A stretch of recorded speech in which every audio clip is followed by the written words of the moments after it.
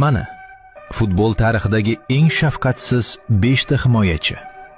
Va ehtiyot bo'ling. Birinchi raqam haqiqiy urush mashinasi.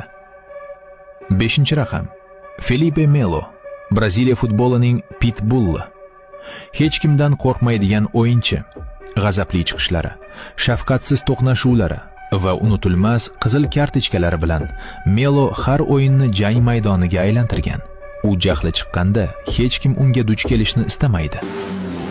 4-raqam Antonio Rudiger, Real Madridning gladiatori. Uning kuchi va shiddati har qanday hujumchini qaltiroqqa soladi. Raqiblarini ataylab jarohatlaganlikda ayblangan Rudiger maydonda qo'rqinchli shaxsga aylangan.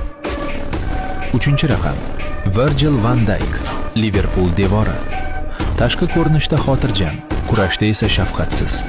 Uning Evertonga qarshi dahshatli to'qnashuvi bugungi kungacha muxlislar xotirasida ogohlantirish bo'lib qolmoqda. Van Dijk bilan hech qachon olishma. 2-raqam Sergio Ramos, ham qo'rqilgan, ham hurmat qilingan afsona. Taktik xatolar ustasi, kartalar qiroli, zo'ravonlikni san'atga aylantirdi. Ramos nafislik va tartibsizlikning mukammal uyg'unligi. Va 1-raqam kim? Mana bir maslahat.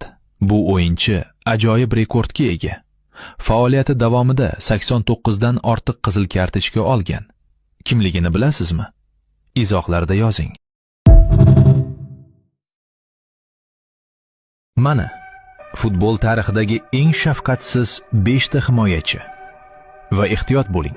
1-raqam haqiqiy urush mashinasi.